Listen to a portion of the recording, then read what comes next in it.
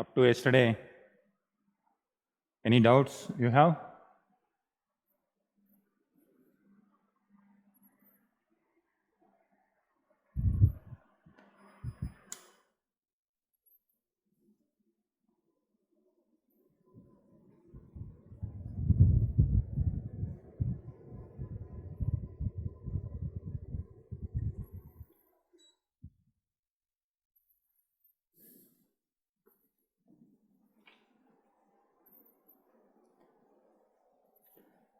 Yesterday we have seen, up to yesterday, Varna system.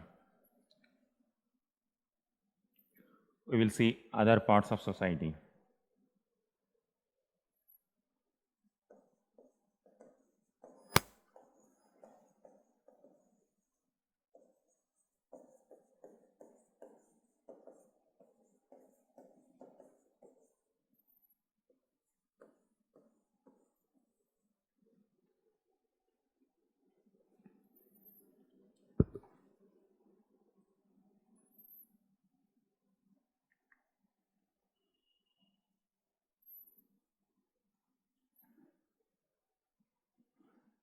Sanju and Tarun, any doubts up to yesterday?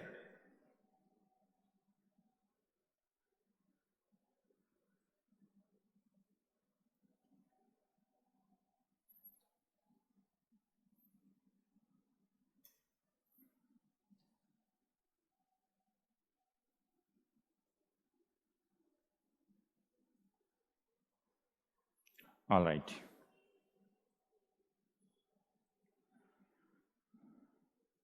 Now can you recollect during early Vedic time period,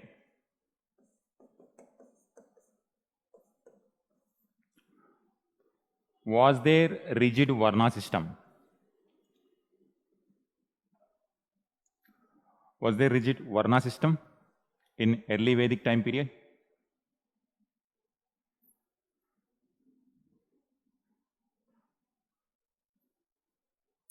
No.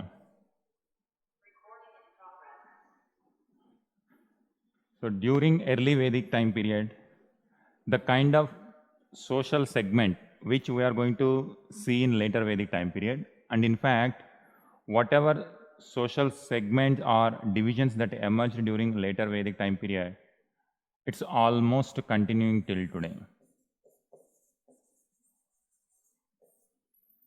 And it is very unique to this Indian subcontinent, because we have seen in the migrations, suppose Aryans, the common elements of Aryan ideas in this part also, in European part also there.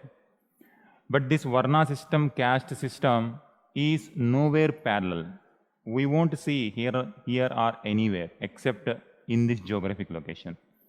So purely in terms of scientific study or rational study, if you see, this kind of social system emerged in the geographic location because of the existing ideas or existing people before Aryans.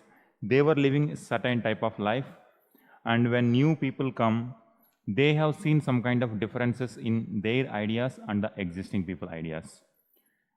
Under those circumstances, these Varna caste system emerged. But at that point of time, it would have survived or it would have served a purpose. But as the time progressed, these ideas are irrelevant for the society. As a result, more than good, it is causing a rift within the Indian society.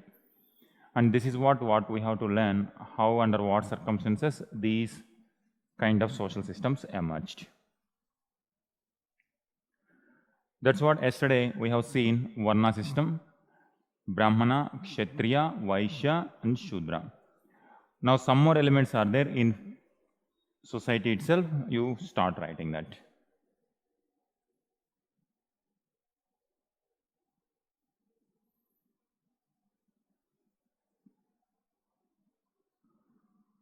Family.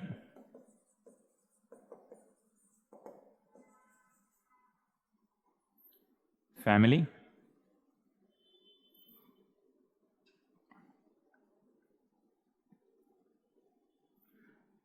In family, patriarchal, male head,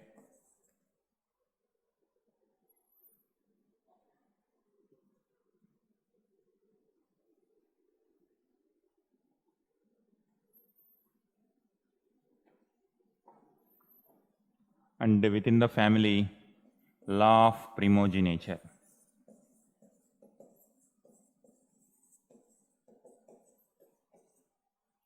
Law of primogeniture.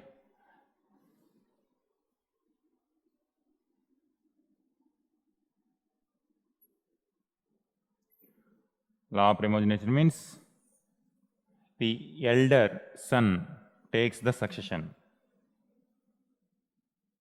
particularly in princely families. This is what the Mahabharata story also. The eldest son of the family,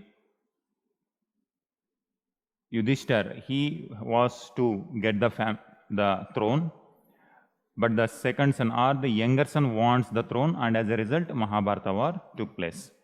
But this is what generally accepted law of primogeniture. And women position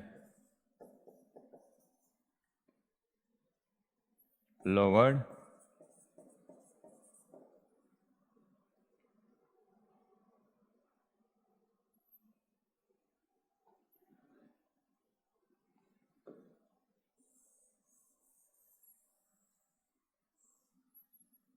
when it comes to marriage. In later Vedic time period, Gotra system. The term Go, in early Vedic time period we have seen there were so many names that derived from cow. Cattle pen or cow pen.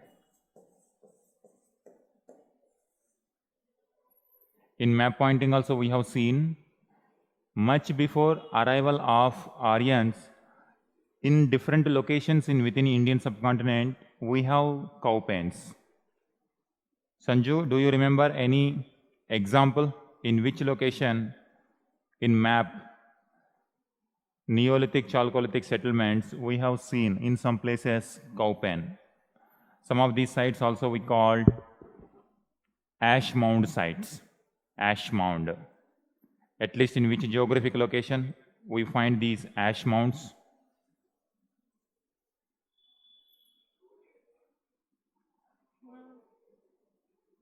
Yes, Tarun?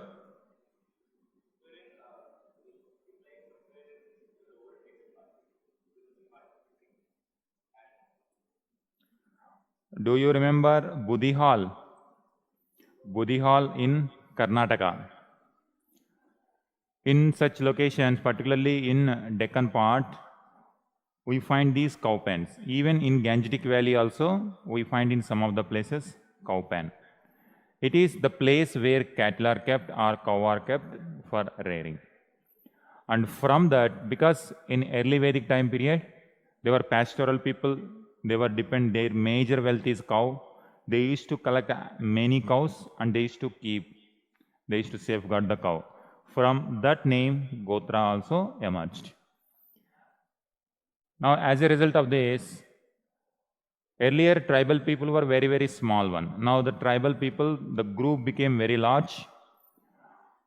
Those whoever is having the Gotra, same Gotra, they did not marry within that and they were going for outside marriage.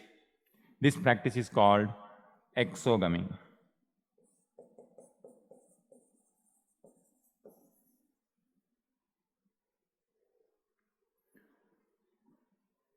Here, exogamy means,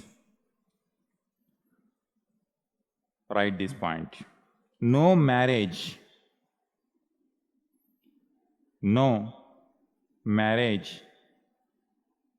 could take place between persons belonging to the same Gotra.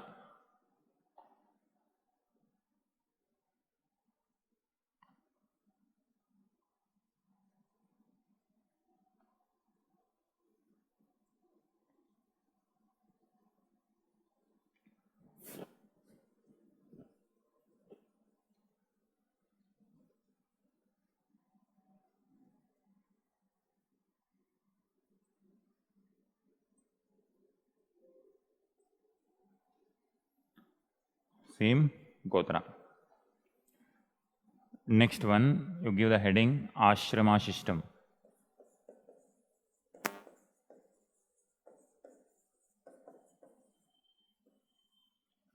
First, we have seen family and marriage. Yesterday, we have seen Varna system, then family, next ashrama system. We are doing as part of society only. Now you see these institutions are still relevant. Even today also we are talking about these institutions. Ashrama system. And combinedly Varna plus ashrama system, we also started calling Varnashrama system. This ashrama system means in a person's life, 4 stages: stage 1, stage 2, stage 3, and stage 4.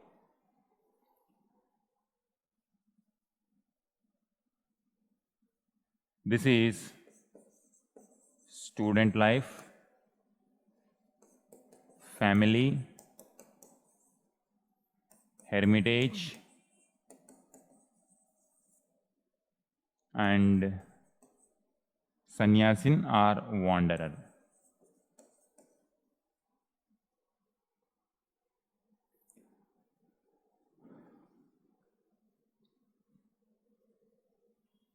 This one, brahmachari, grihastha,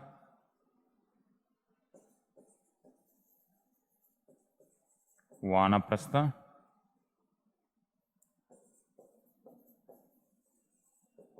sannyasin.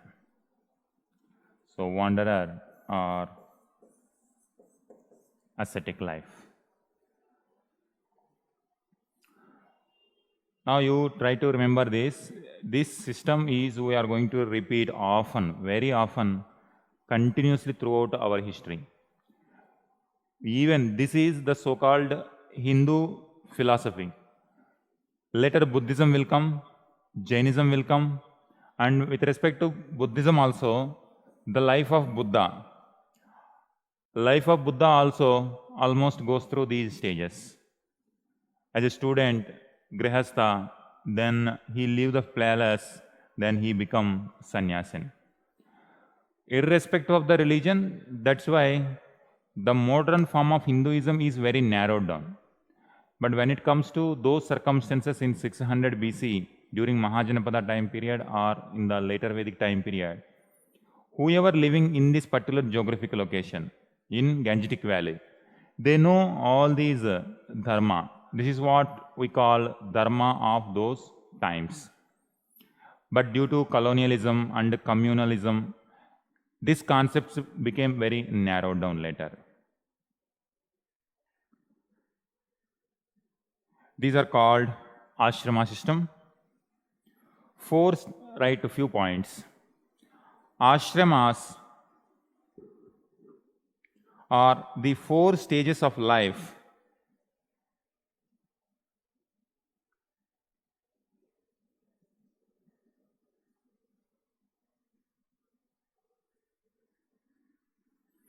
ashramas are the 4 stages of life idea emerged during later Vedic period.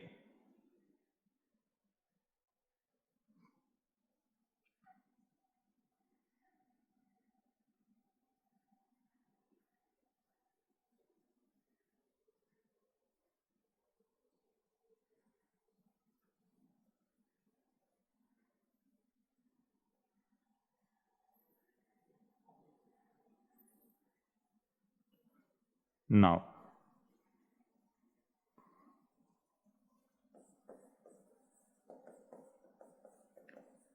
politico administration. To understand political administration, let's draw India map.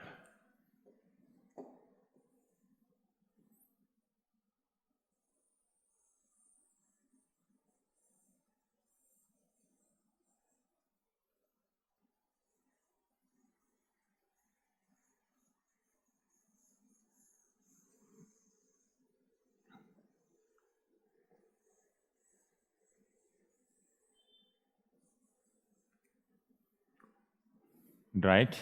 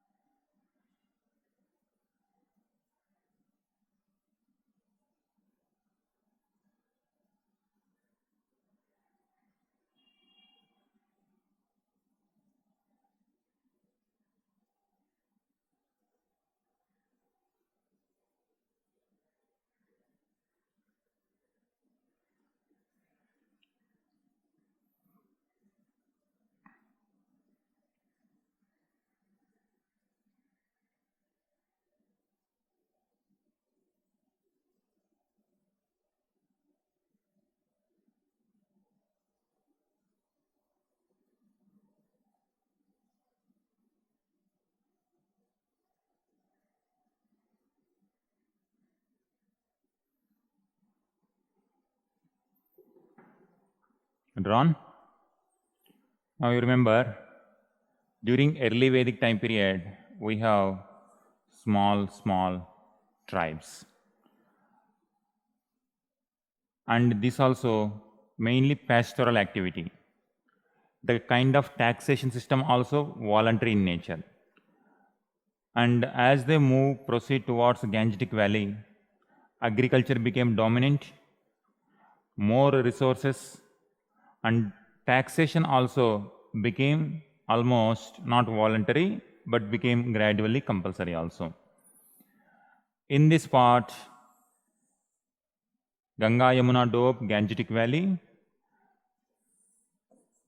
more population. When it comes to this, they were migrating. But when it comes to this, more settled. More agriculture output. More forest areas, alluvial soil, resources, more resources. When you settled and when you have sufficient resources, now what happens? You want to protect. Protection of land or territory. You want to protect the territory. Once you protect the territory, then you will protect the resources, agriculture, population, everyone. Here main protection was for Jana. Now when it comes to this time period, it became Janapada. Important. Here Jana is important when it comes to this Janapada. Now here Rajan is or chief of people called Rajan elected. But now by this time period it became hereditary.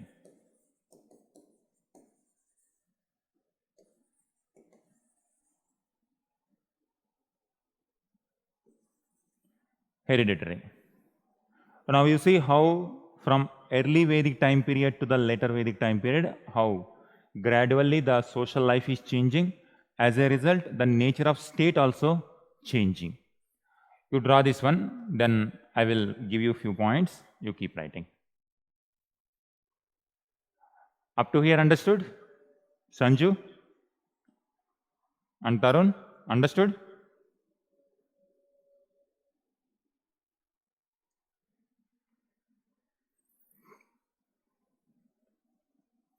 All right. Just make a note of it. Then I will give a few points. You can keep writing.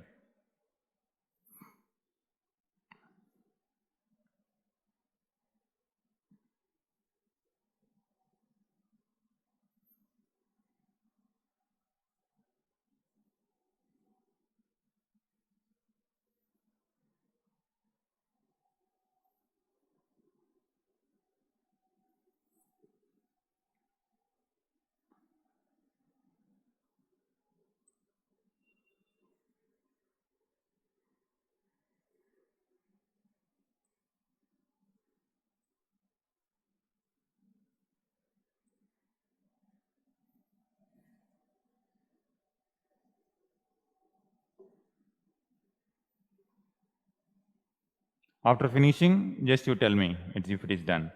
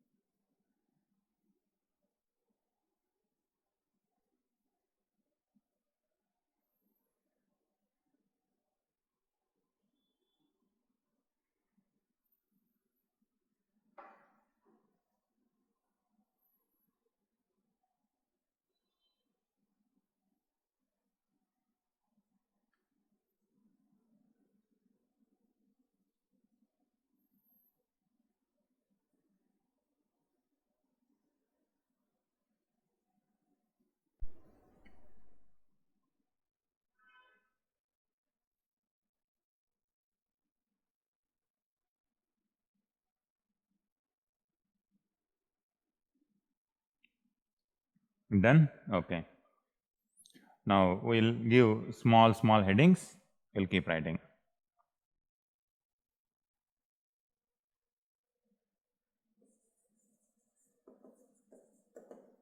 Rajan. So few points under it. So likewise we will get.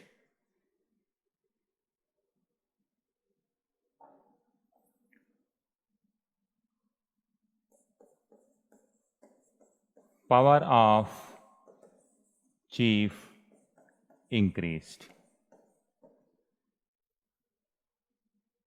Power of chief increased because size of tribe increased, size of land under their control increased. So it's natural. When you are a poor country, you will have less power. When you are a rich country, you will have more power. Same is the case now. In early Vedic time period, few people, territory is small, and they are also not settled permanently. They were continuously in semi-nomadic type. But now settled, land increased, tribe population also increased. As a result, the people who are administering these people, this land also increased. Next, the term Rashtra.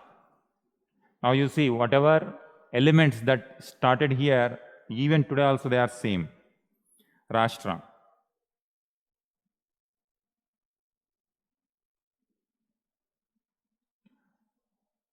The term first emerged. It indicated territory.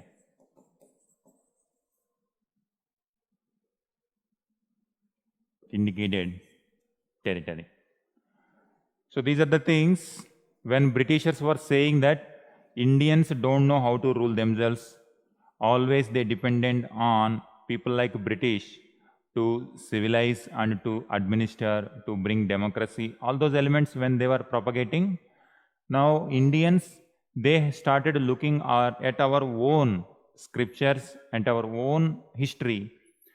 This helped in the reconstruction of our own history in modern format. Rashtra is also for the first time emerged. Then the concept of Rajya.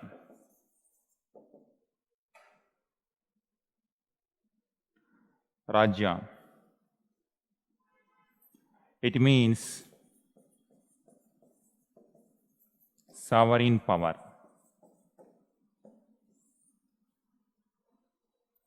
So Rajan, Rashtra, Rajya.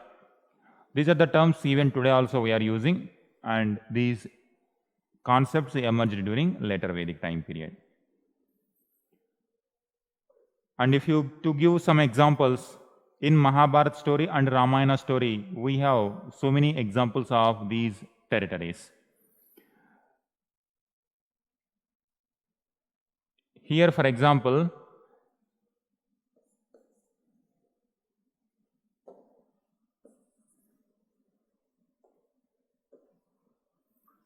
just to understand this, territory is important now. Here, Bharatas, one tribe was there in early Vedic time period. As a result of this tribe, in this land also got Bharat. Purus, another tribe was also there. Later, these two emerged, these two joined together and they formed Kurus. And in this location, Panchala. Now, initially, this was initially a tribe name. Initially, people name. Later, it became territory name.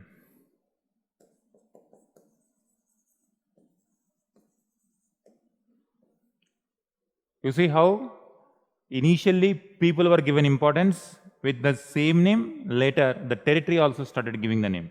Best example even today also, Bharat.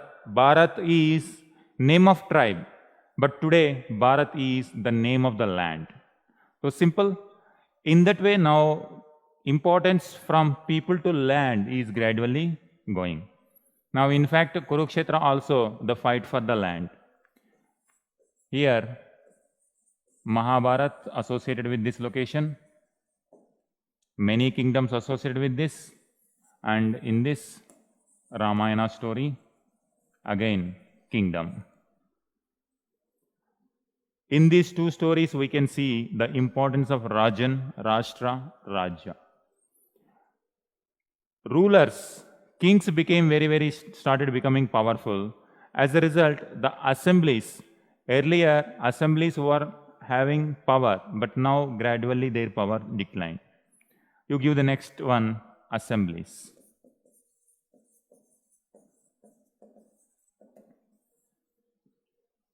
Sabha, Samiti exist,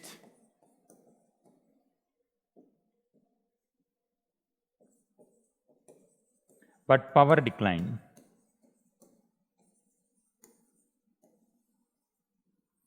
Vidata completely disappeared.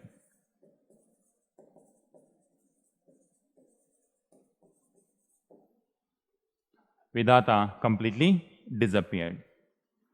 Now, women were also, in early Vedic time period, in these assemblies, women were allowed to participate. But now, gradually, the role of women also declined. Less participation of women.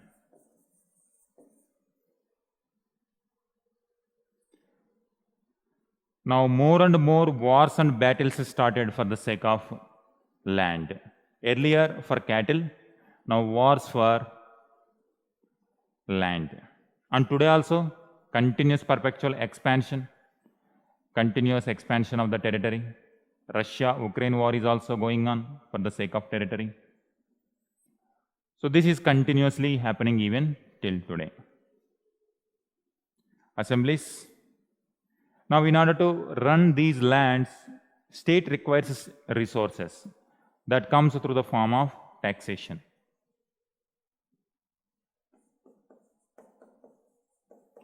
Taxation. Earlier, Bali was the voluntary one.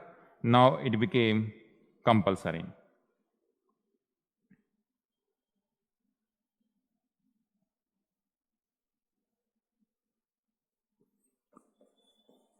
Bali from voluntary to mandatory.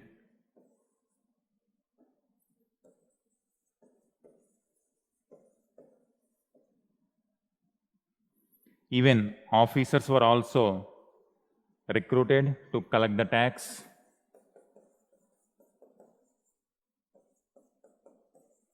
Collection of taxation. His name is Sangrihitri.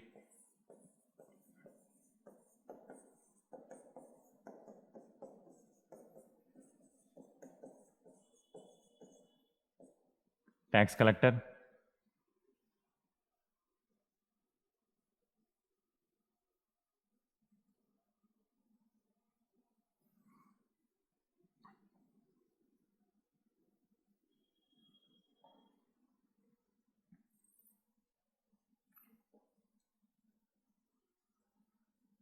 Next, law of succession.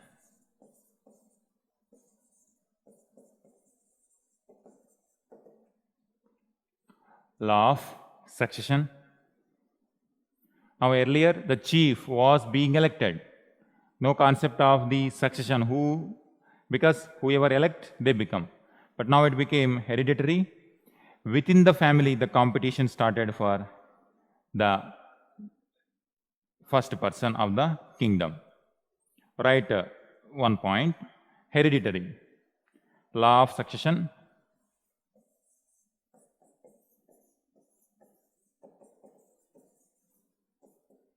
Hereditary. The ruler sought to perpetuate, one line. The ruler sought to perpetuate the right to receive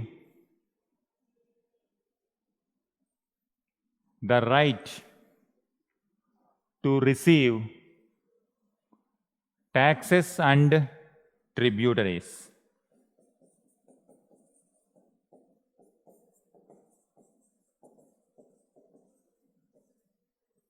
Now you can see, suppose even today also, if there is immense wealth, people wanted to hold that wealth.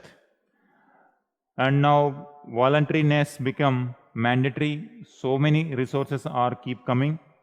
This is from the economic angle. From the economic point of view, one family, they tried to control this power. Now land is a power, tax is a power, wealth is a power, both to control the land and taxation system. Now from the same family, they wanted to control this land. That's why one after the other from the same family, they started taking the charge of this land and taxation systems. Hereditary. The ruler sought to perpetuate the right to receive taxes and tributaries and enjoy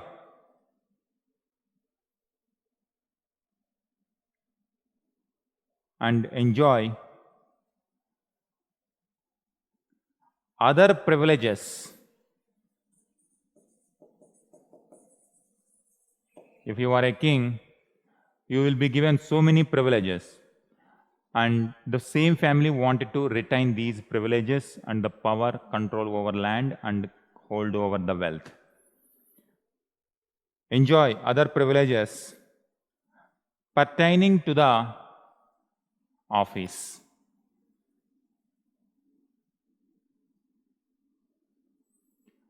Hence, the post of chief,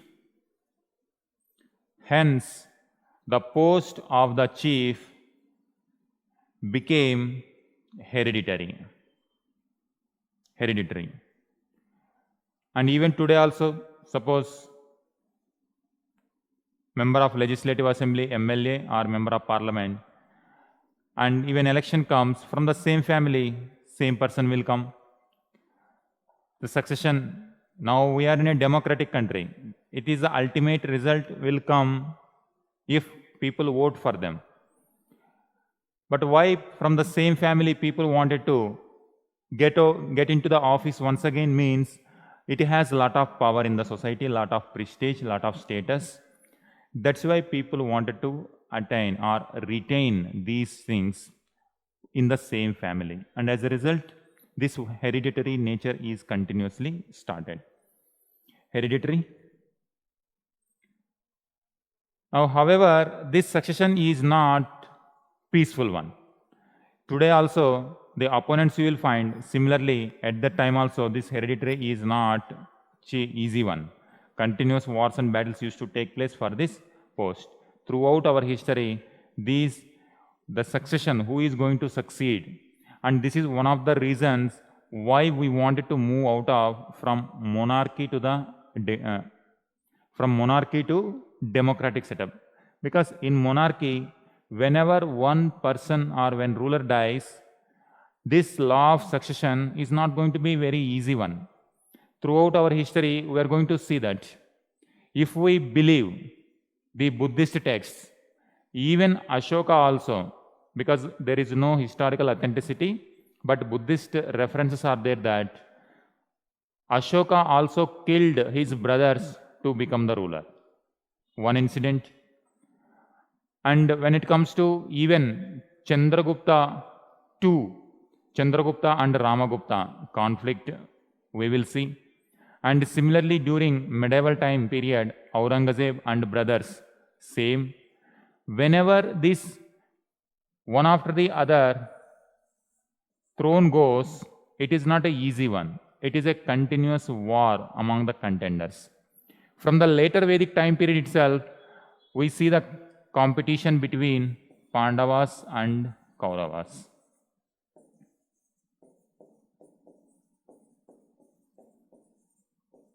In the same family, who hold over this. So that is how, in the same, during later Vedic time period itself, this law of succession is not a smooth one, violent in nature.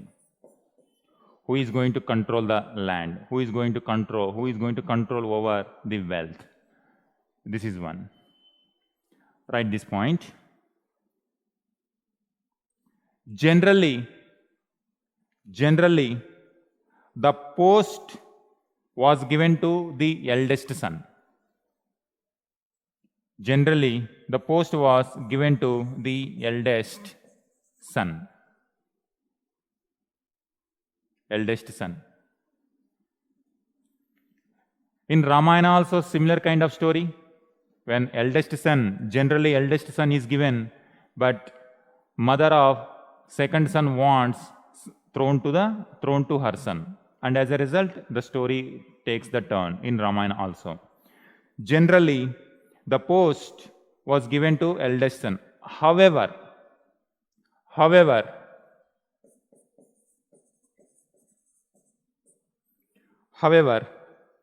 the succession was not always smooth. The succession was not always smooth. Mahabharata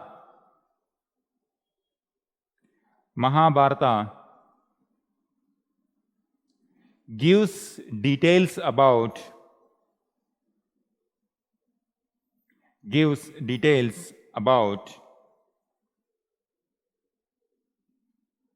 battle for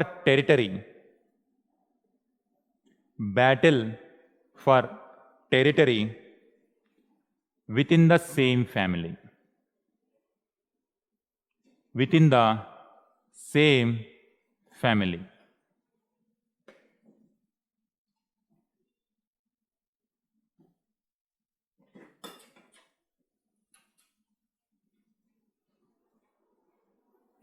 within the same family.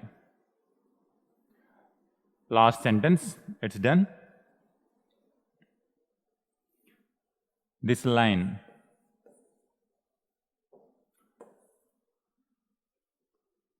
Mahabharata battle shows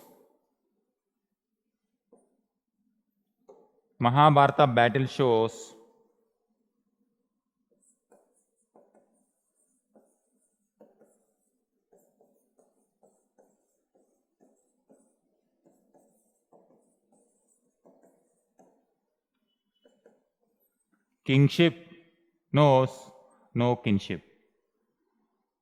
And this is very much relevant for today also.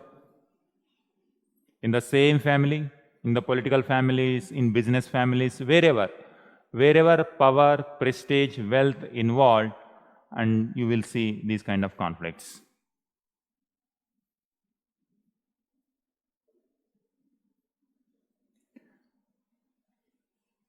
So during succession itself, there is a struggle. Once rulers became the ruler, once people become the rulers, after coming to the office also, they wanted to show their strength. Now, this strength is displayed to the public in the form of various sacrifices. You give this show of power.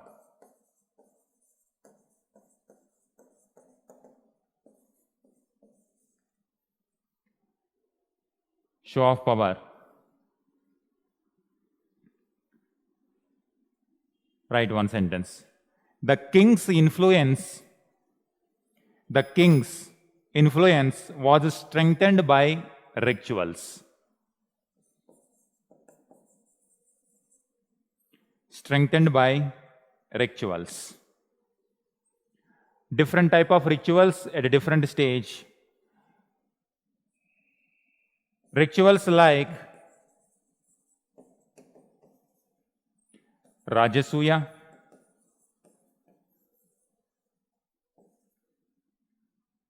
Vajpaya, Ashwamedha.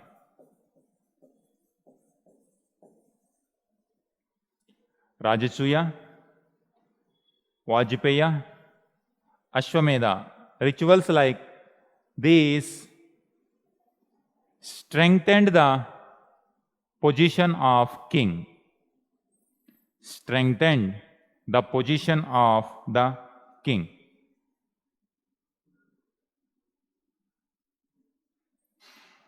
During later Vedic time period in Mahabharata also we see these sacrifices.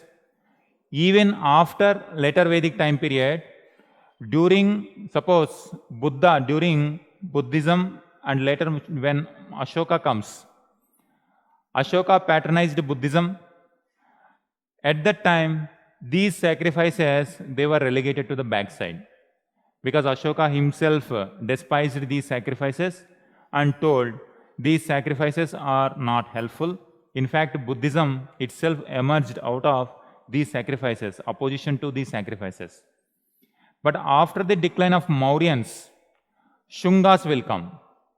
Shungas, they were Brahmanical and they are going to revive these.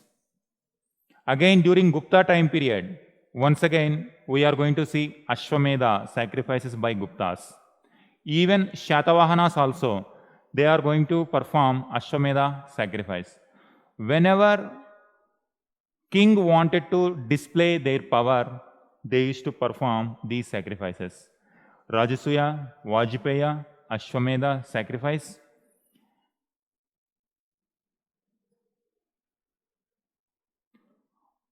Last point. All these rituals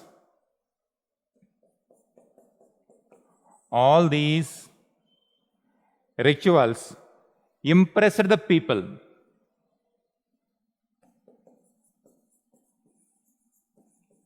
Impressed the people. All these rituals impressed the people by demonstrating the power and prestige. By demonstrating the power and prestige of the king.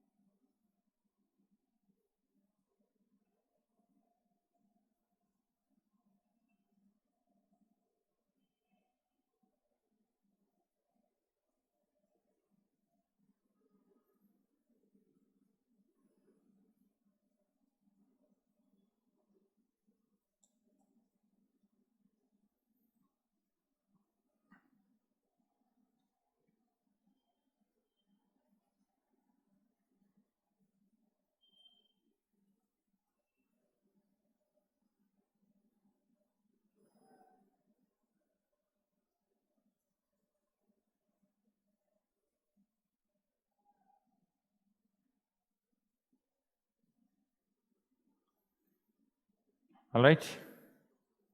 All these rituals impressed the people by demonstrating the power and prestige of the king. Now, last point, one question also has come around this. During these sacrifices,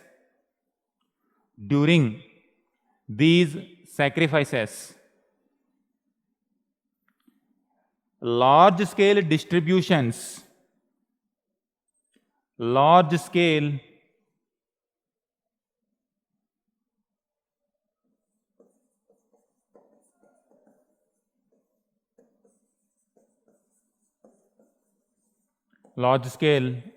distributions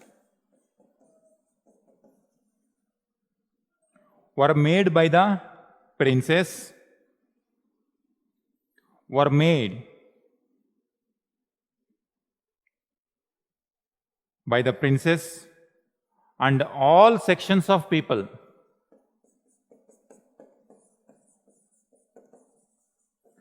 All sections of people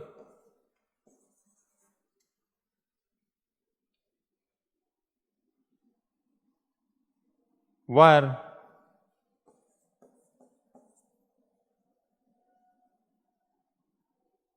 fed. Now you see, all sections means this is kingdom. Now in that kingdom, Brahmanas,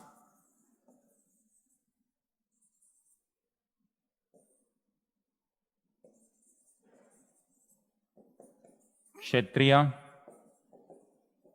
Vaishya, Shudra, and in fact, this is Aryan fold, Aryan society.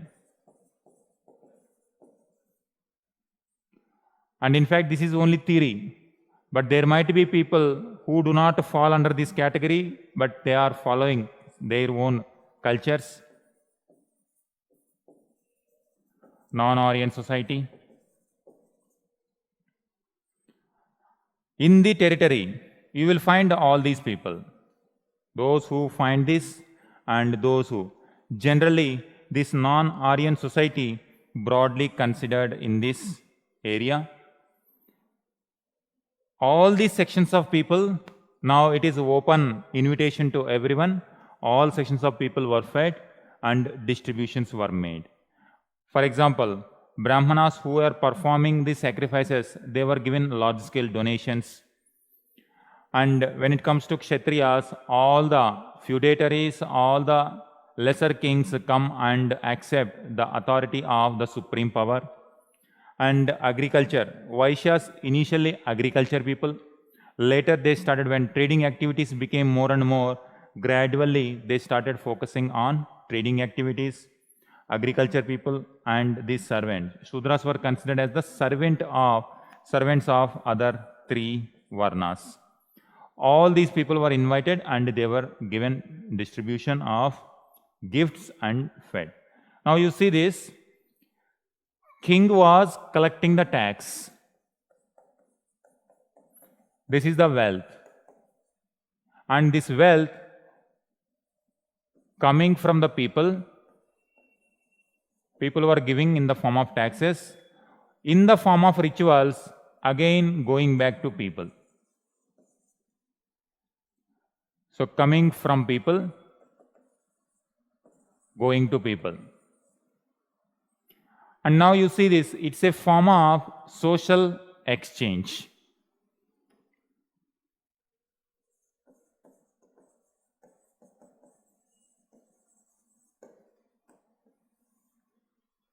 Are you getting this point? It's a form of social exchange.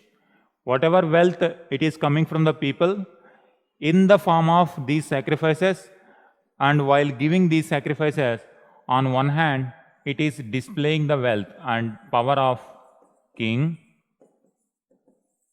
and at the other way, it's going back, the wealth is going back to the people in a different format. So it's a form of social exchange. You write one question. In 2010, there was a question.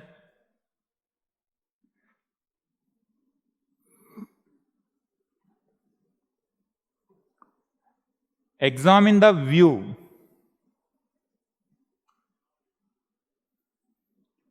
Examine the view that sacrifice was a ritual. Sacrifice was a ritual and a form of social exchange. And a form of social exchange in Vedic India. In Vedic India.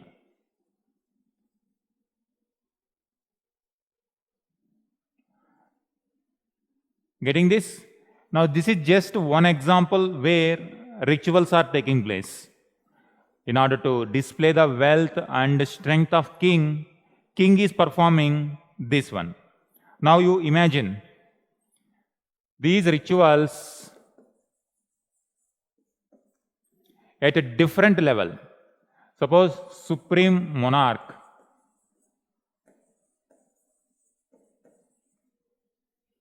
By this time, monarchy is emerging. Supreme monarch, supreme ruler. They are sacrificing. Here, rituals are going. These rituals are conducted by lesser kings,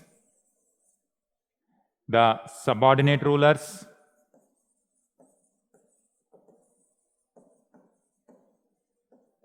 they are also performing rituals, and different occasions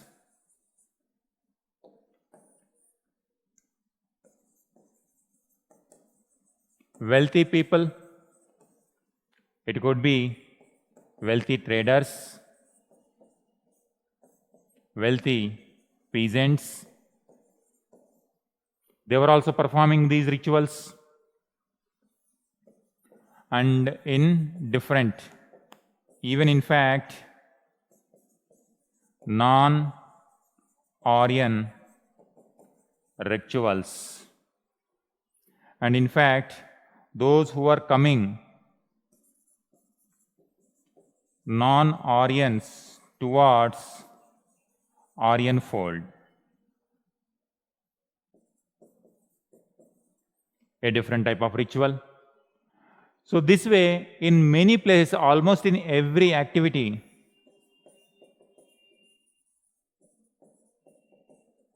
these rituals are taking place. And in some places, they are peaceful rituals. In some places, sacrifices, violent sacrifices. So some peaceful and some violent sacrifices, where animals are being sacrificed. And in fact, the stories in Brahmanas,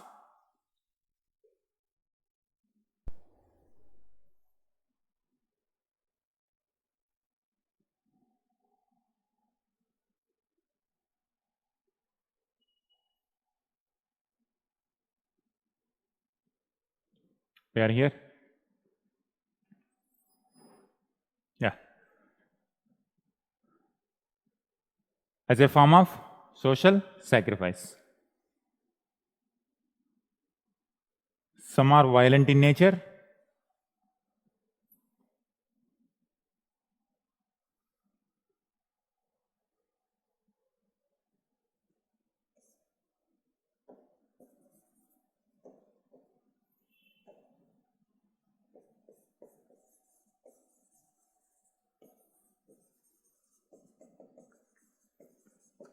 Some violent. And it is against these rituals only we are going to see the counter. Opposition to these rituals and sacrifices, and we are going to see that impact over a long period of time.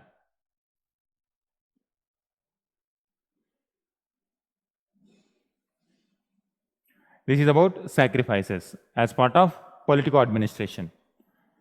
Now, when it comes to army,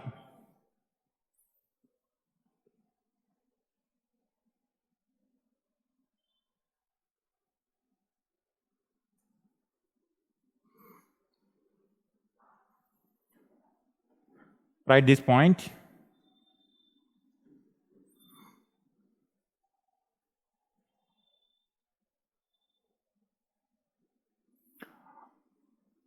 Army. Give the heading Army.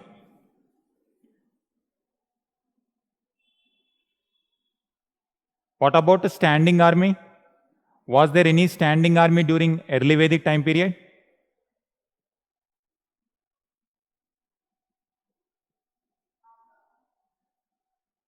There was no standing army. Similarly, even later Vedic time period also we don't have standing army.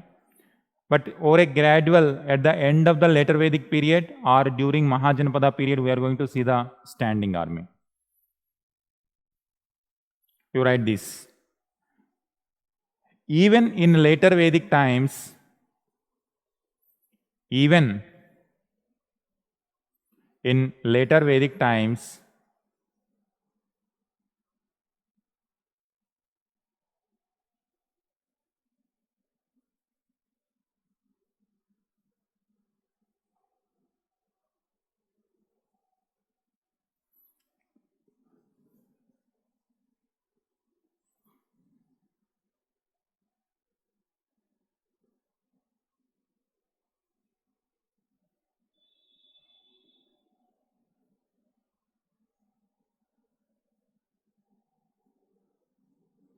even in later Vedic times, the king did not have a standing army.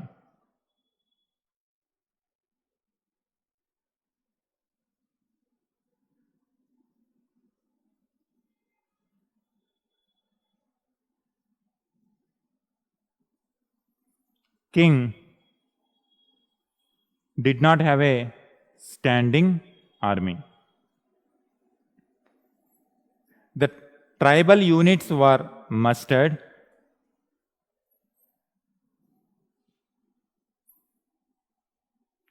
Tribal units were mustered in times of war.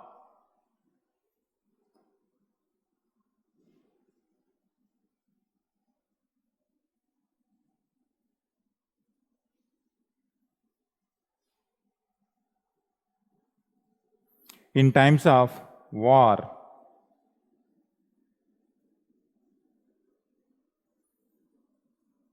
And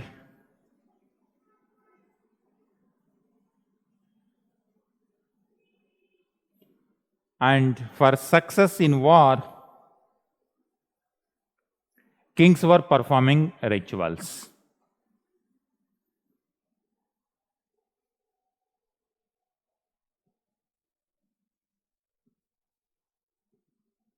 Kings were performing rituals.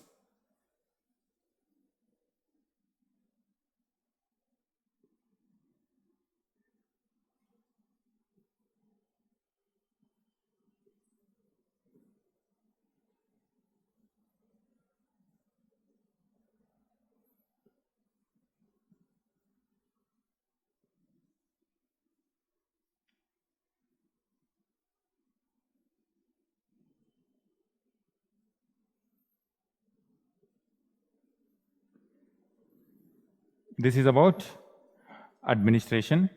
Next, you give religion.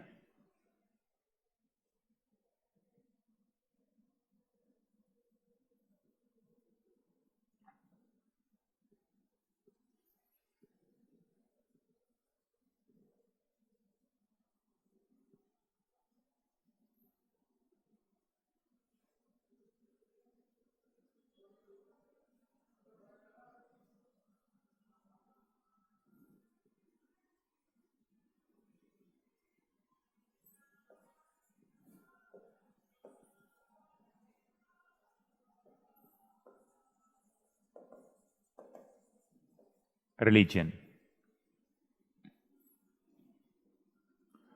Write this. Introduction.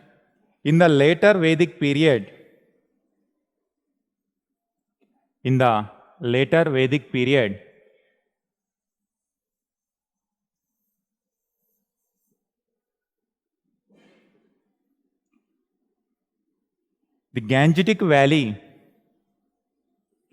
Gangetic Valley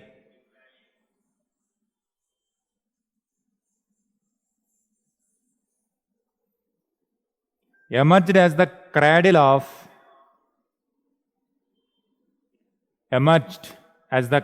of the Aryan culture.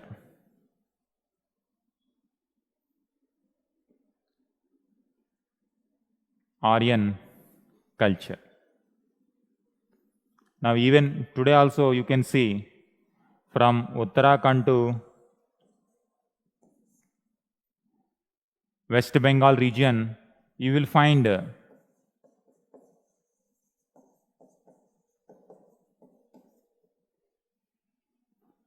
in Puranas also, Mahabharata also, Ramayana also, most of the themes, most of the stories are associated with this land.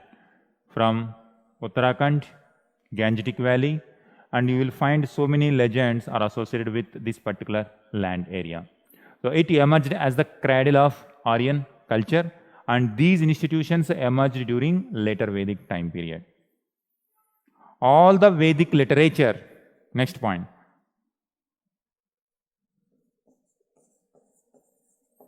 Vedic literature seems to have been compiled in this area.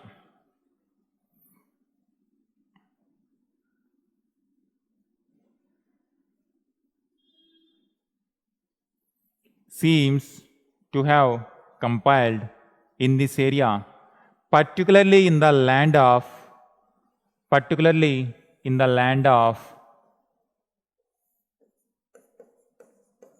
Kuru Panchala, particularly surrounding Delhi, around that region, western UP, Haryana, in this area, Kuru Panchala, it appears that all the literature. Now this area is Rig Veda, and here other Vedas and other Vedic literature. Everything seems composed in this geographic location. Now step by step, new gods. And when it comes to this area in Rig Veda, Indra, Agni, Varuna, they were powerful. Now by this time, new types of gods emerged. So give the heading, new gods.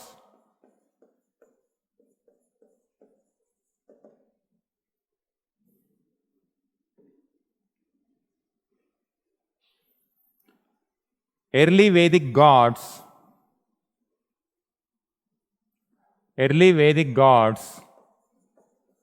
like Indra, Agni, and Varuna lost their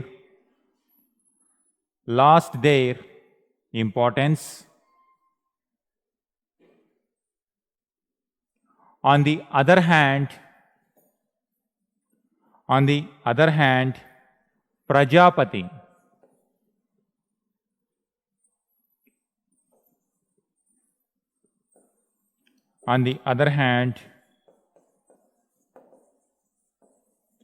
Prajapati,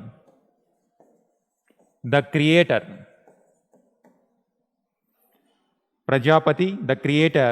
came to occupy supreme position. Prajapati occupied supreme position. They lost importance. Creator, Prajapati, supreme importance.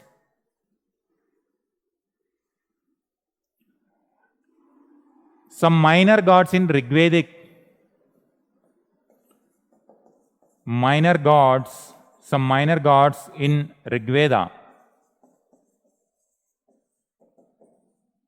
like Vishnu,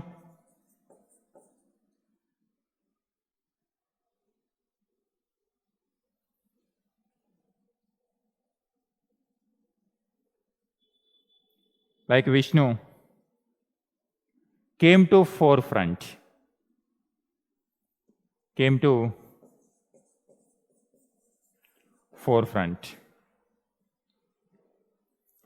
Rudra, the god of animals.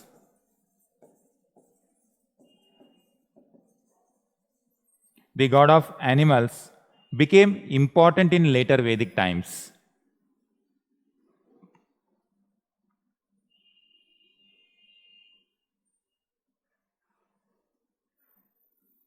Came to be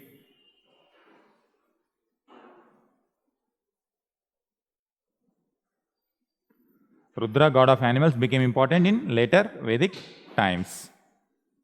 Now you see, so Vishnu, Shiva, Brahma, Trimurti concept is now taking shape gradually. Indra, Agni, Varuna, they lost importance and new gods becoming important. Now if you see, these are the gods even today also in our Indian culture occupies prominent role. So these roots are there in later Vedic time period. Next, signs of idolatry.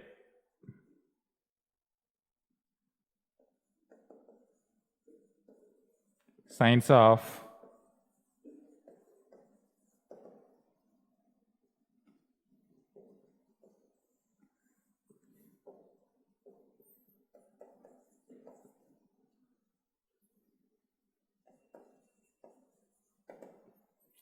of idolatry. Next one. In later Vedic time period,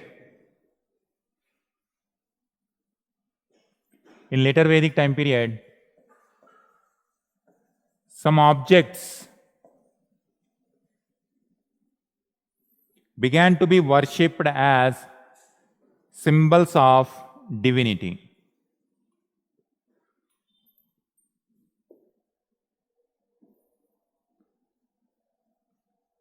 Some objects began to be worshipped as symbols of divinity.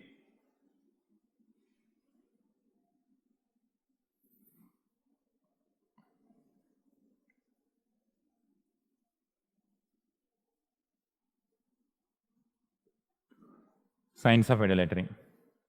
Now, acceptance of non-Aryan gods.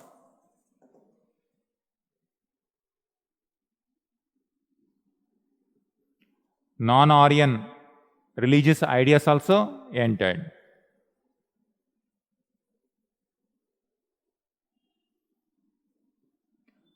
Later Vedic period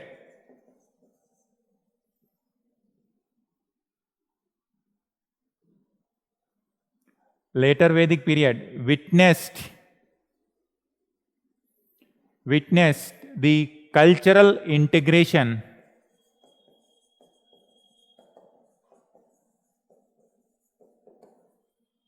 between Aryans and non-Aryans. According to some scholars, for example, Proto-Shiva, that was there during Harappan time period itself. Now this is the area, Harappa. Now after mature Harappan, these people entered into these areas, late Harappans. When late Harappans migrated, they have taken the ideas of Harappa, could be Proto-Shiva, religious ideas and other beliefs. When in this location also, when they came here, these ideals emerged. So Proto-Shiva is, according to some scholars, is the acceptance of non-Aryan gods into the Vedic pantheon.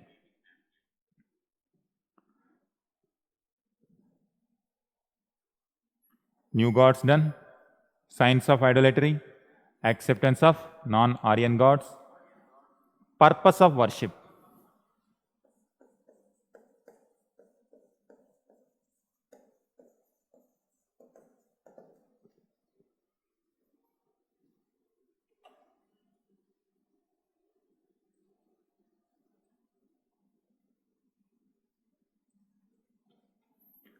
Purpose of worship. People worshipped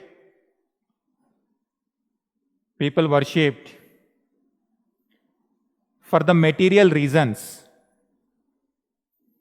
For material reasons.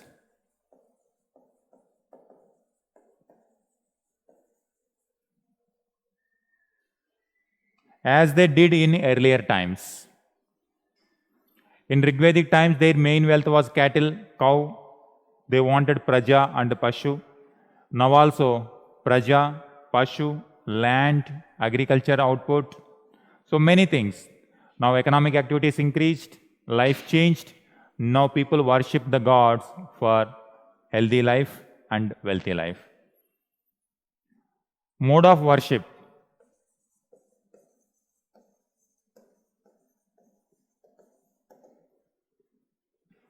Mode of worship.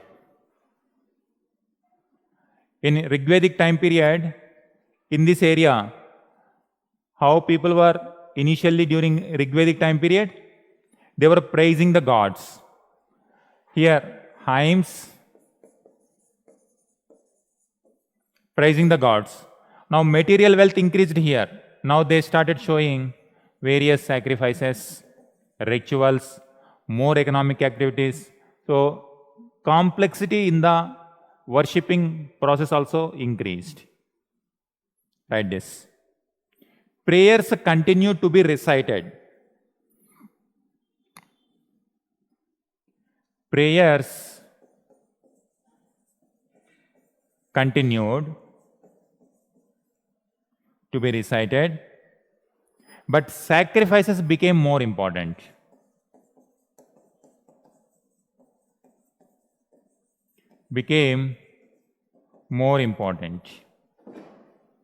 Sacrifice became more important. And sacrifices assumed both public and private character. For domestic purpose, some rituals. For public purpose, some rituals.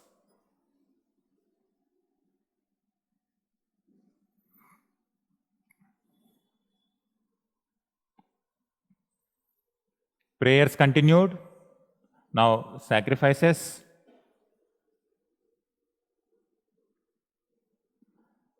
Yajnas.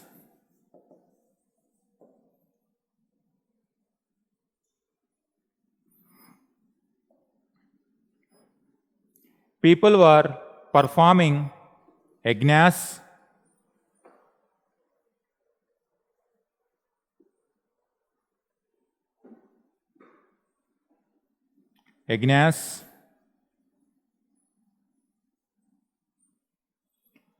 and during yajnas and sacrifices,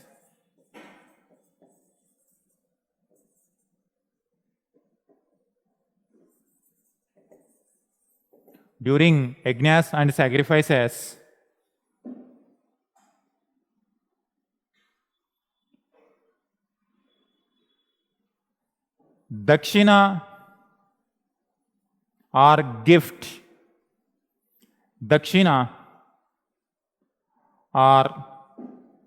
gift, dakshinas or gifts were offered to the priests.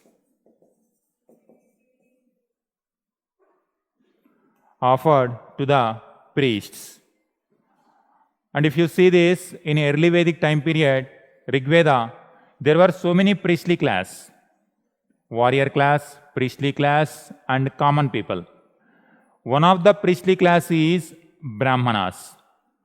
Now, because of the complexity of these rituals and yajnas, one of the priestly class Brahmanas, they gradually attained the preeminence in these specific areas. And as a result, gradually, their way of ideas, their ideas, and whatever they are giving the new formula, their ideas, their formulas gradually gained more prominence. And that's how the character of the religion itself changed from more open. Earlier in Rigvedic time period, entire tribe was offering the prayers. Now entire tribe cannot offer the prayers because more people, when population size increases, you cannot perform entire tribe single prayer. That's why intermediaries between gods and people.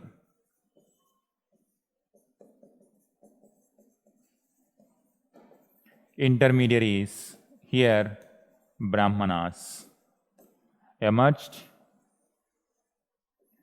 And as the social system changing,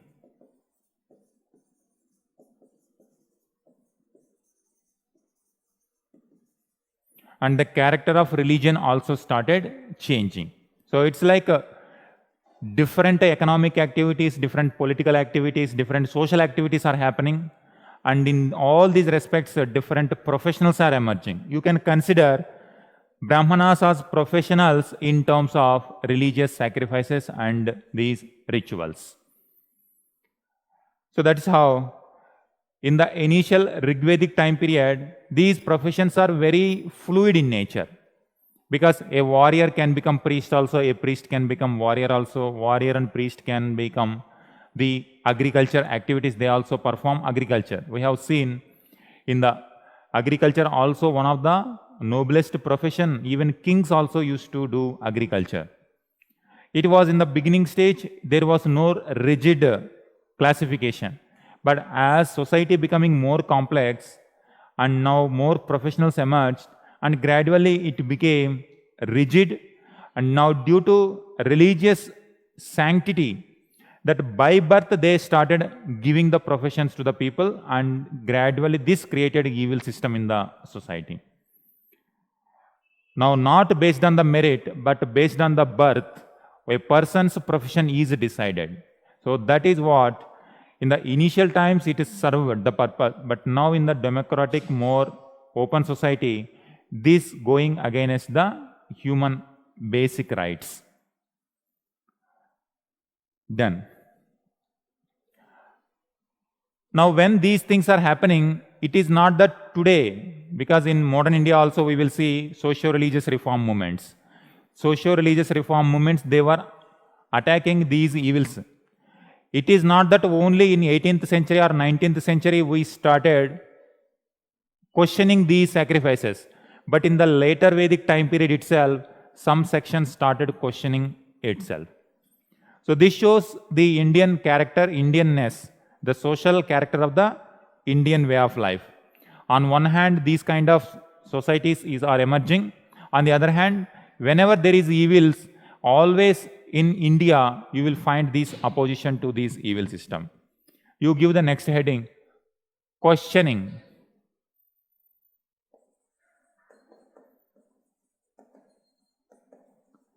Questioning the sacrifices.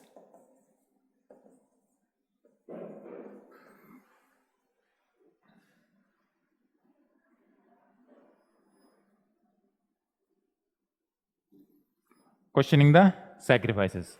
This questioning came in the form of Upanishads.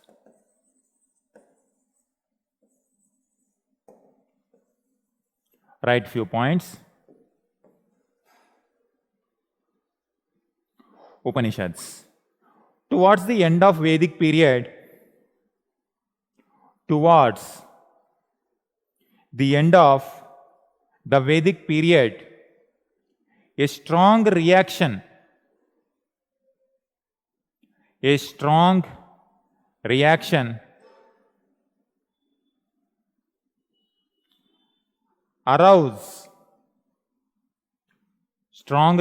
arose against priestly domination.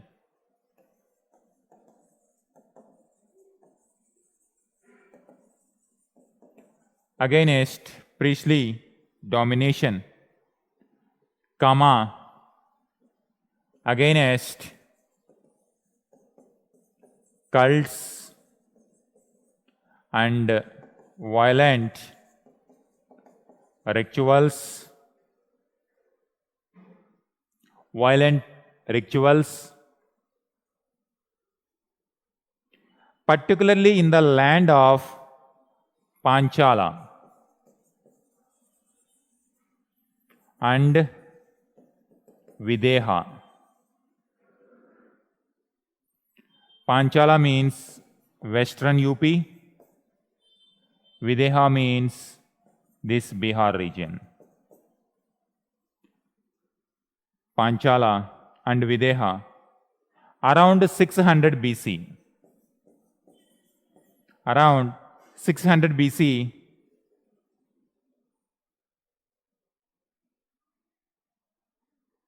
in the form of Upanishads. In the form of Upanishads. Now, this is where you need to see. Before the emergence of Buddhism, and Buddhism emerged in Bihar region, eastern part of UP, and this is the same area where already the Upanishadic tradition already going on. This was UPSC question also, how these Upanishadic thought influenced Buddhism, because Buddha was growing in this atmosphere. Already rituals are there, already opposition to rituals in the form of Upanishad, already the tradition is going on. Buddha was born and brought up in that atmosphere, and under these circumstances, he gained different new insights according to society, as per the societal needs, and he gave his wisdom to the public that we are calling today as Buddhism. But before Buddhism, already these questionings emerged in the form of Upanishads. Next, Upanishads emphasized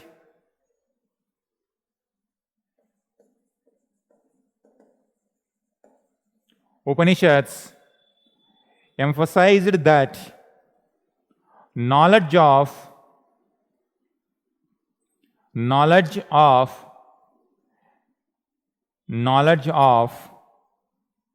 the Atman, knowledge of the Atman or self,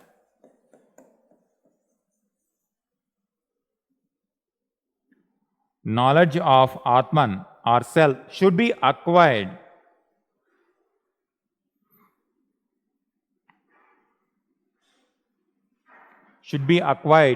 and should be properly understood.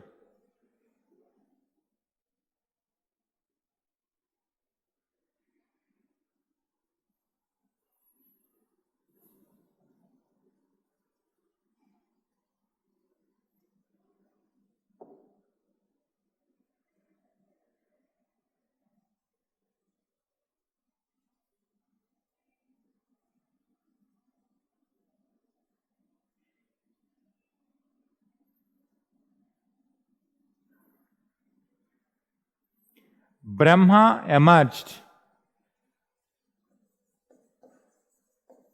Brahma emerged as the supreme entity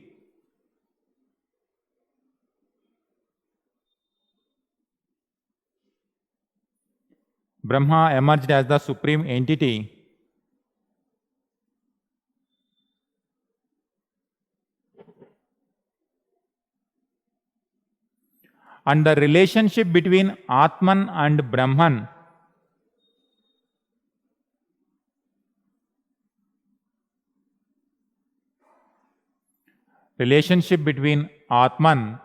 Brahman was emphasized by Upanishads.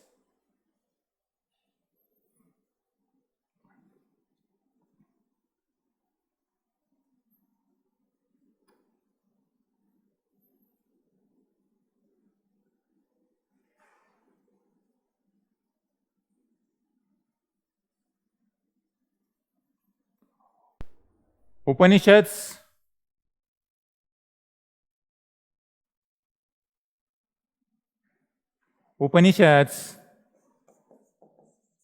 highlighted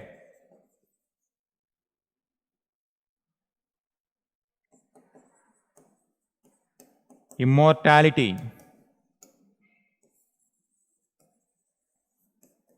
changelessness,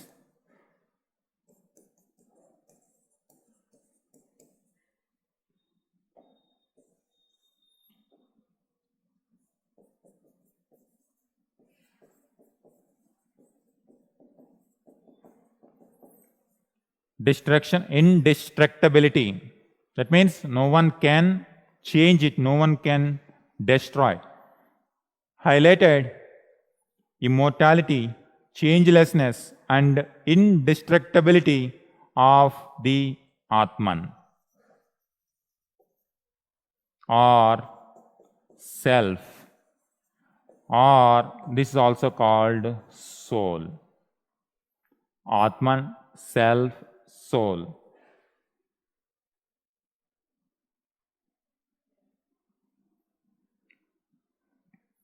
Now you see this, from hymns to rituals, rituals to philosophy. Hymns, in later next slide I will explain that, because this is very, very crucial. Now it is going to come in other parts of history also, in other syllabus also, we are going to get this once again.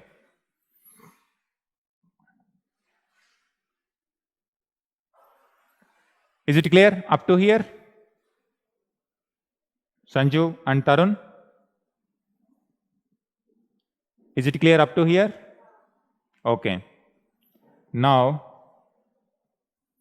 you see this influence of Upanishads.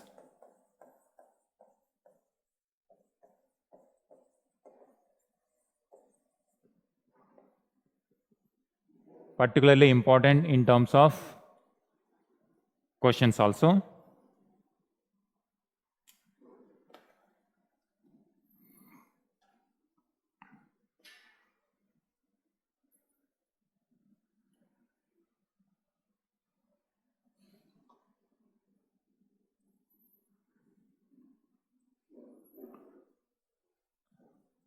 Let me see this.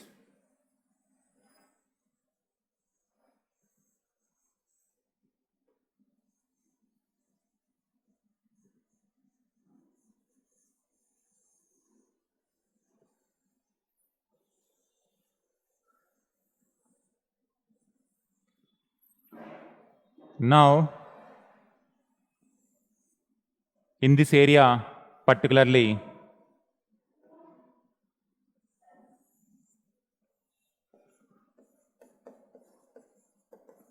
Upanishads emerged 600 BC. Now naturally, like Rigveda influenced in later time period in other part, now Upanishads are going to influence this region also. Buddhism, Jainism, or we call this is part of Orthodox. Orthodox religion or Orthodox ideology means the ideologies which subscribe Vedas. They won't question the Vedas. They won't deviate from Vedas. But within Vedic tradition, that there were some evils like rituals and sacrifices, and this ideology questioned the evils within the framework of Vedic ideology. But these are unorthodox.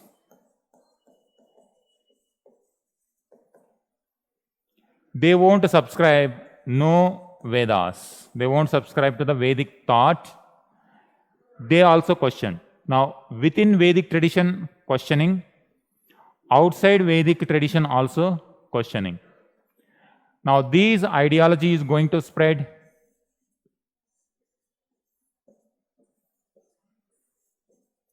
to every part of Indian subcontinent. It's going to spread. By 700 AD, or in 800, 700 or 800, in this location, Adi Shankara. Once again, we are going to see the Upanishadic thought, revival, commentaries on Upanishads,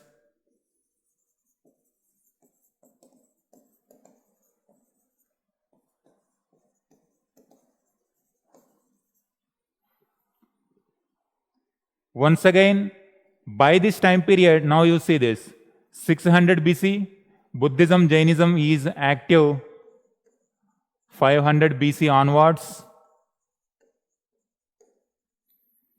Buddhist Jainism thought is going to influence even kings also. Around 600 BC, Mahabharata, Ramayana, the monarchies of Vedic tradition. And by this time period, new monarchs, Mauryans, post-Mauryan period, we are going to see Buddhist thought in other emergence, in the kingdoms also. It's going to dominate for few centuries. And gradually, it's going to decline. Buddhism, Jainism, particularly Buddhism, which attacked the Vedic thought rigorously, it fell prey to the same evils. Within Buddhism also, again evils emerged. Now these evils were questioned by Bhakti saints. Now we are going to see this Bhakti movement later.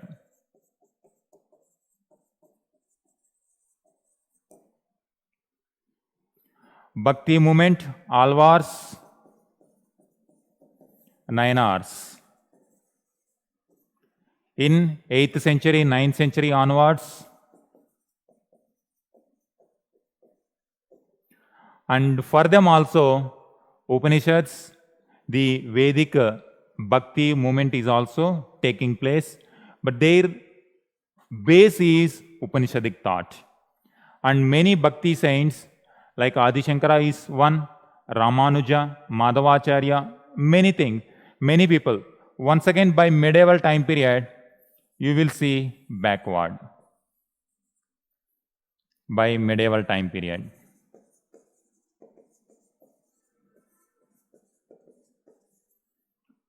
So you can see, throughout our history, we are going to see this interaction.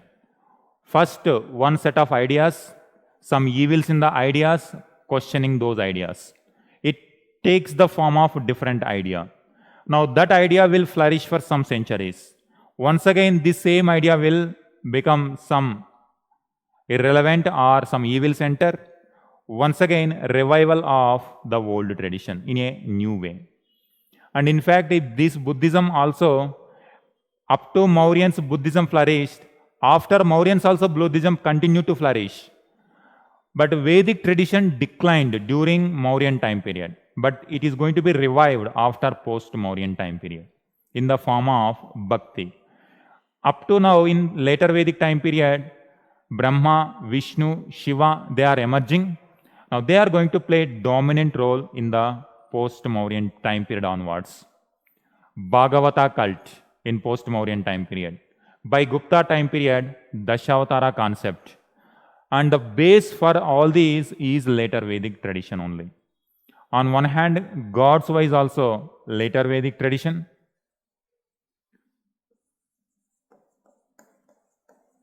Later Vedic gods,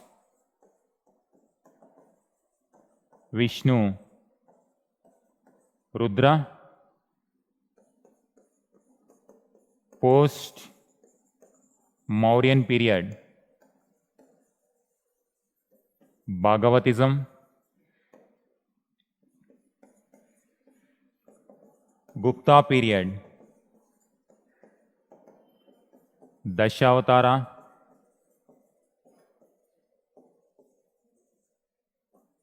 concept, and Puranas.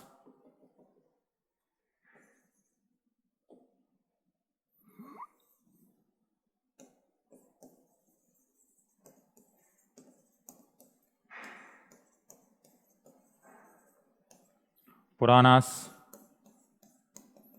then post-Gupta, Bhakti. This Bhakti, Vishnu,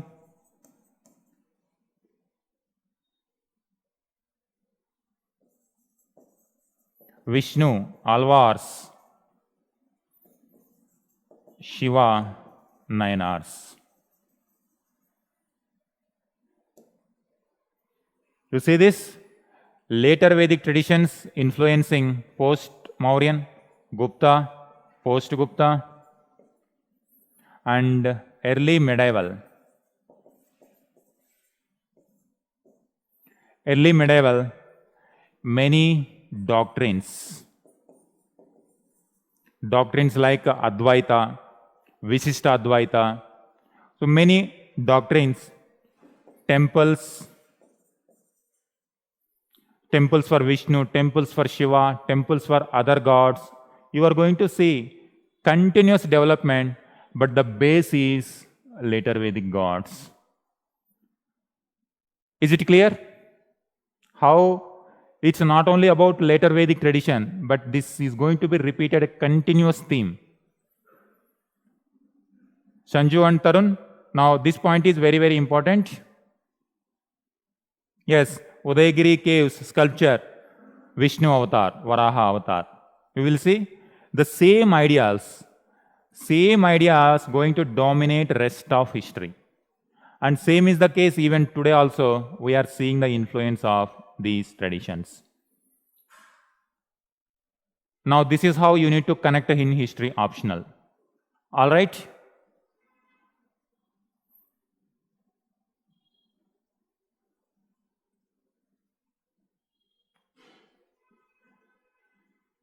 So this is about religion of later Vedic. Today we will stop here, and tomorrow we will continue Mahajanapadas. During Mahajanapada time period, Buddhism and Jainism also will come. Once again, how Buddhism, Jainism influenced by Upanishadic thought. Once again it will come. This theme is particularly recurrent theme. And same is the case with other societal elements, political elements, economic elements also. It's just a continuation of the previous tradition and some more new elements. Now onwards you will find more and more personalities. Up to now, we got, particularly up to Harappan time period, we never got any personalities associated with that particular age. During later Vedic and early Vedic and later Vedic, we got some people names, like tribal people names, tribal names and some priest names. But now Mahajanapada time period onwards, we get the historical personalities like Buddha, Mahavira, then different kings also, like Magadha kingdom, some rulers, other kingdoms, some rulers, interaction between them, diplomacy between them, continuous wars and battles between them, how Indian society is moving from one tradition to the other tradition. Up to now, is it clear? Up to later Vedic time period. Sanju and Tarun, do you have any questions up to here?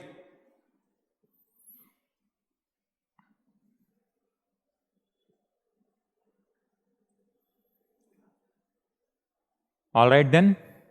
Tomorrow we will meet and we will continue Mahajanapadas.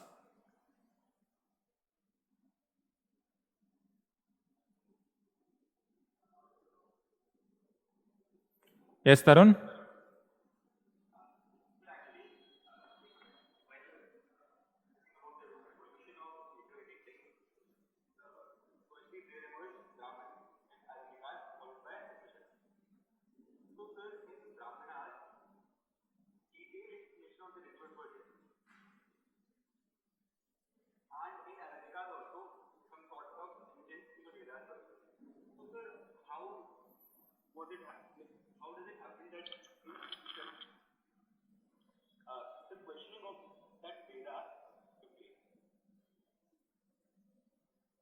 Sorry, how did it happen?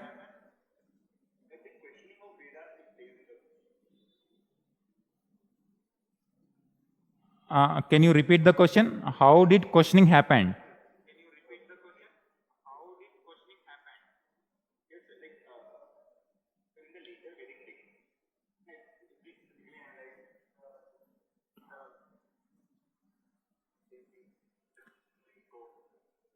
Okay, how did the questioning happen?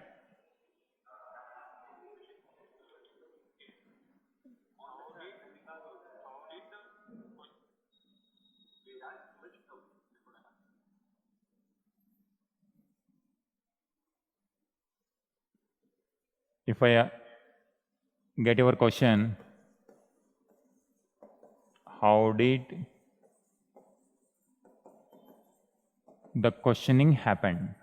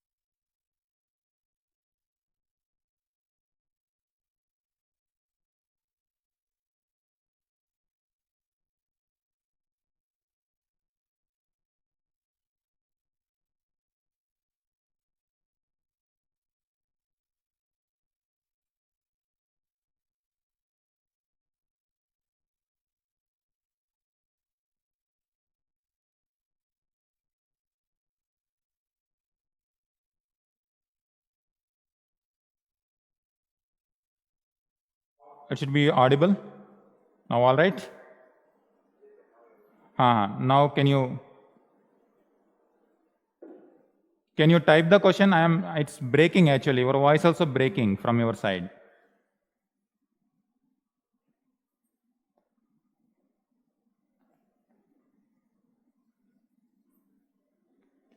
So far, as I understood, whatever I heard, is this your question? How did the questioning happen in the beginning?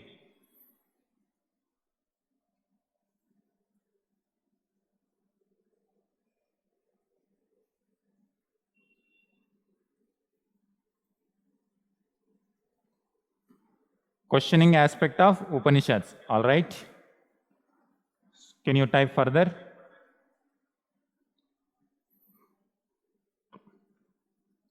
How did it evolve? Okay.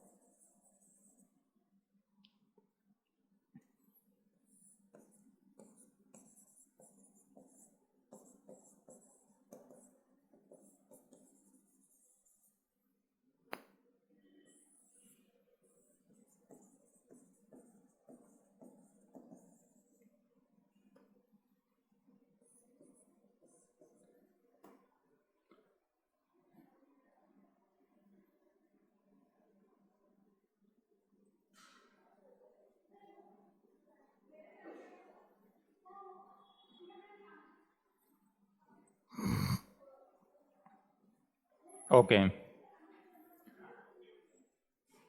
By this time, now you see this.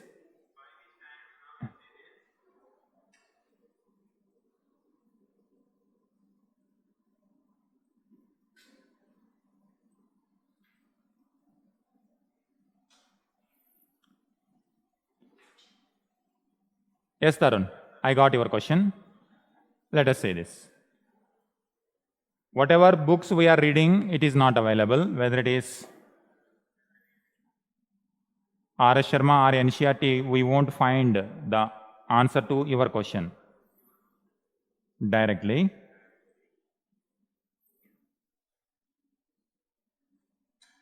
Directly with respect to Upanishads, we don't get. But if I infer from Buddhism angle, I try to explain you. You please let me know if you get clarity on this. As you go towards this geography, this is Rigvedic.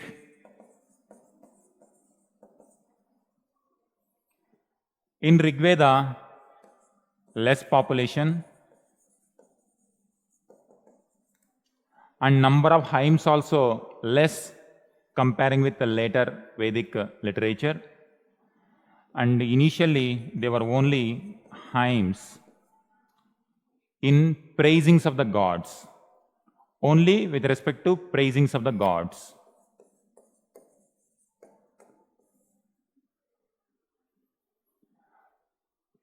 Rigveda, then by this time, Samaveda came, Yajurved,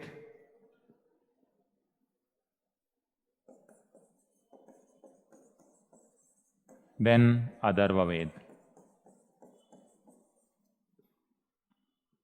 New literature, now text increased. Now for these text explanations, Brahmanas,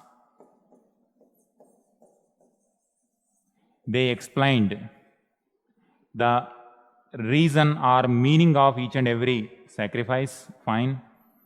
Aranyakas, they are also called forest books. And you see this, whenever there is sacrifice, it is also the period agriculture revolution, you can say. Comparing with the previous time period, this area is agriculture, very fertile area. Agriculture is important profession by this time period. Agriculture requires cattle. In the name of sacrifice, the cattle wealth is decimated. And also for every ritual, it is a display of wealth. Those who have wealth, they can perform rituals, they can show the wealth. But if they are not able to show and also not able to perform the sacrifice, you will find some kind of reaction within the Brahmanical society also, that if you perform these rituals, you will get good things. And if you don't perform these rituals, there might be some kind of backlash also, like if you don't perform, you may be sin. And gradually you will find twice born. Twice born. And some single birth. This twice born concept came for Kshatriya, Brahmana, Vaishya, and when it comes to single birth, Shudra. And if you perform rituals, then you will be pure. If you don't perform rituals, you will be like this. Some kind of ideology might have perpetuated. Now you see this, instead of God. Because of these rituals and sacrifices, these Brahmanas, instead of talking about God, they are more concerned about rituals and sacrifices, the methodology, the methods of reaching the God. And everyone cannot follow this because they are all associated with some kind of cost. And also the same cattle is required for agriculture on the other hand. And probably that's why within the same Brahmanical fold itself, it is not outside. Orthodox means those who are subscribed to the Vedas. Rig Veda. Samaveda is nothing but just Rig Veda. There is no extra content in Samaveda. Just it is how to pronounce. So Rig Veda, Samaveda, whatever the Rig Veda thought, Rig Veda talking about gods, praisings about gods. They are not talking about rituals and sacrifices. But as the society progressed, these things emerged involved. And everyone cannot participate in these sacrifice or rituals. Probably this might have given some kind of backlash to these activities, and within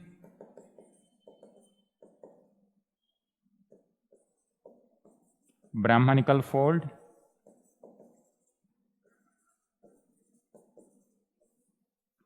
those who want are more liberal. So more liberal sections of Brahmanical society might have questioned it. For reaching the God, these things are not required. If you understand the Atman without killing any animal, or even if you don't have any wealth with you, still with a simple understanding, you can know about the God. This comes with a liberal attitude. So I can simplify in simple words: rigid attitude versus liberal attitude. Liberal attitude and rigid attitude. Do you remember what is the purpose of Gayatri Mantra? These liberal versus rigid, we also called rigid orthodox. So if I simply say orthodox versus liberal, orthodox versus liberal. In early Vedic time period also, do you remember one priest is associated with orthodox nature, one priest associated with liberal character in Rigvedic time period? Do you remember? Liberal associated Vishwamitra, orthodox Vasishta.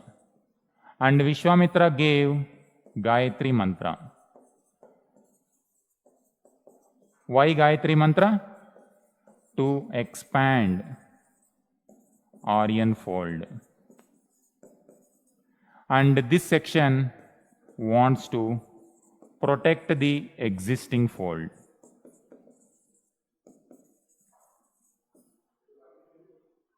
Some always wants to expand with a liberal attitude.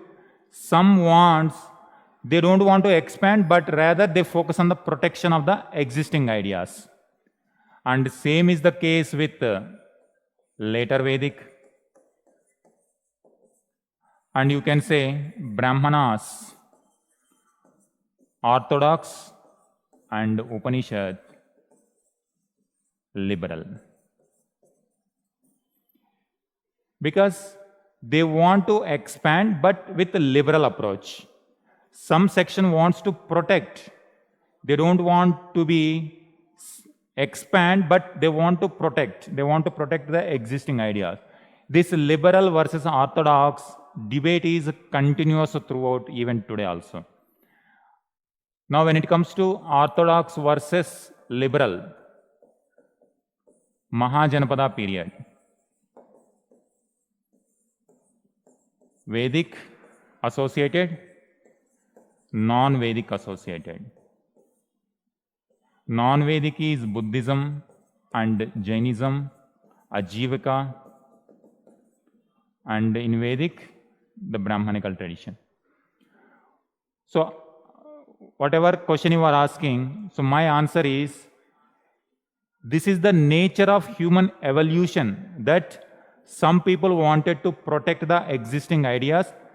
There will always be in society that they want to see as something evil, and they want to influence even more further, but with a liberal attitude. In order to be more accessible to more people, if your idea wants to be accepted by a large section of people, it should be liberal one. It should not be rigid one. This is the human nature, human evolution that happened in early Vedic also, one example. In later Vedic also, because some sections always wants to integrate more sections of people. If you want to integrate more sections, you have to be liberal one. You cannot more rigid one. How do we know that whether it is rigid or liberal? If more people accept, that is going to be liberal. If less number of people with more formulae, that becomes more orthodox. And same is the case with Mahajanapada. That's why immediately more and more people accepted these ideas whenever they find these are more liberal. Because liberal idea will be accepted by more number of people. In society, you will find always such kind of elements.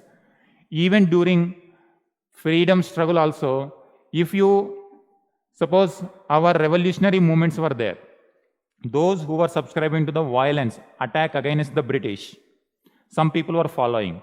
When Gandhiji came, he gave non-violence, and non-violence appealed even more number of people, and more people came to the forefront. Within the same society, you will find two sections of ideas, liberal, non-liberal. Liberal always gain more acceptance in society. That's how it becomes more follower, get more follower base. And Upanishads appeal to more people, and that's why more and more people started talking about Upanishad, including Buddhism, Jainism also influenced by it. And the same Upanishad in Adi Shankara format in 7th century. Even Raja Ram Mohan Rai, again Upanishads, Dayanand Saraswati, Upanishad. So everyone are more attracted towards Upanishad because of that liberal attitude, because people wanted these ideas to be accepted by more number of people. More number of people, if you want more people, that means you have to be liberal one. If our constitution is not liberal one, more people will not accept. That's why our constitution is more liberal. That is why the concept of fundamental rights emerged. So this is the human nature itself. Some people want it to be more liberal. They will question the existing non-liberal ideas.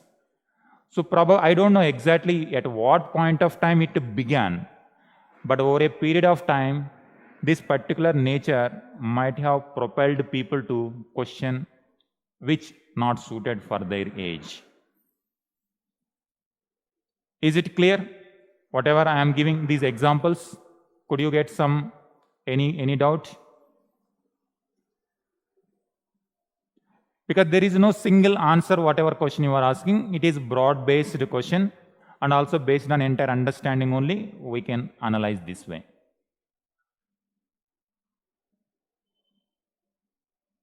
Is it okay, Tarun?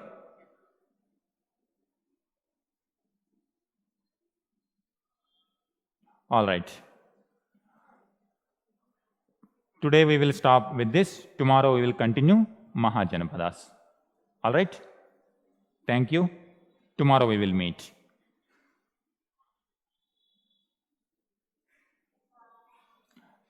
Thank you, Sanju. Thank you, Tarun.